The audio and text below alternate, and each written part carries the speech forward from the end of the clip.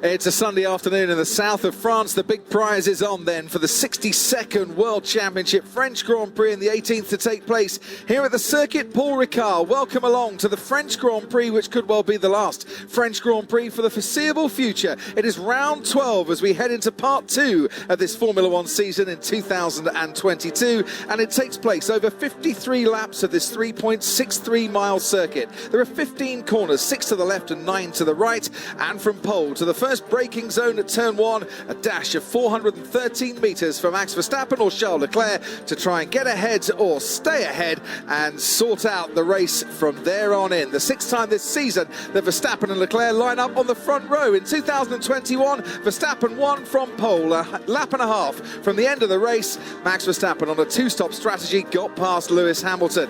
Here we go to see his teammate Sergio Perez up against Lewis Hamilton's former teammate Valtteri Bottas into scene corner, and a nice pass from Perez, who starts third today. No one's ever won from that spot on the grid at Paul Ricard before, and there could be action throughout this grid today. In 2021, Charles Leclerc and Lando Norris having this particular duel going on through turns 13 and 14.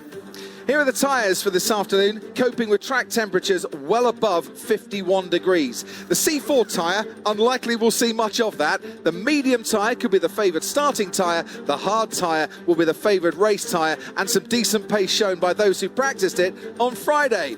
The crowd then have flocked here. It's a 70,000 sellout capacity crowd here, and this is the starting grid for the French Grand Prix. Kevin Magnussen and Carlos Sainz taking extra engine penalty grid spots, and ahead of them, I should say, Nicholas Latifi in 18th, Mick Schumacher in 17th. Guan Yu Zhou starts 16th, Lance Stroll 15th on the grid today, and then 14th, it's Pierre Gasly, one of 2 French runners in this race. Alexander Albon alongside him, Q2 for the 3rd time in 4 races. Sebastian Vettel starts 12th, where he did last year and finished in the points. Valtteri Bottas 11th out in Q2 for the 6th race in a row. Esteban Ocon, the other French driver, will start 10th alongside Daniel Ricciardo, moving up places because of Sainz and Magnussen's penalties. Yuki Tsunoda starts 8th and Fernando Alonso 7th for Alpine. George Russell 6th alongside Lando Norris, and ahead of those, Lewis Hamilton, who becomes the latest driver to reach the 300 club today. It's 300 Grand Prix starts for him, Sergio Perez alongside, and then the front row of Max Verstappen and Charles Leclerc. They share that front row for the 6th time this season. It's a 7th pole in 2022. It's lights out and away we go, and there is a spin, and it is Yuki Tsunoda.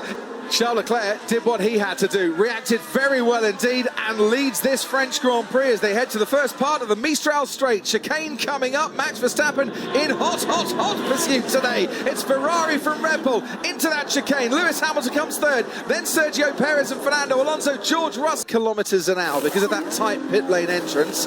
They go to work on the Red Bull tyres.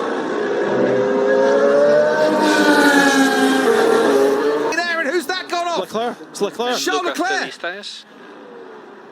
Charles Leclerc is out of the race, and for the 3rd time this season, Charles Leclerc, when leading a race, won't go on. Driver for the FIA. The positions don't change, but Lance Stroll comes home to take 10th ahead of Sebastian Vettel. No team orders at Aston Martin on the last lap there, and they might be owned by Lance's farm.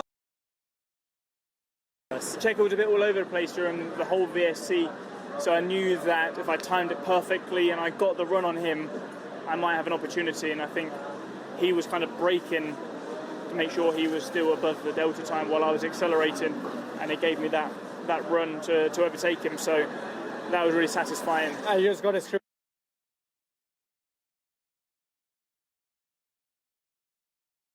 Checo was a bit all over the place during the whole VSC, so I knew that if I timed it perfectly and I got the run on him, I might have an opportunity, and I think he was kind of braking to make sure he was still above the delta time while I was accelerating, and it gave me that run to overtake him, so that was really satisfying. I just got it through.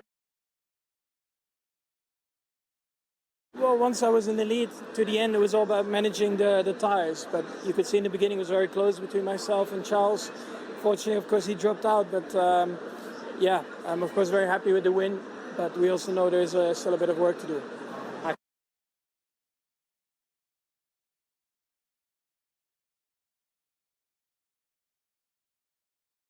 you.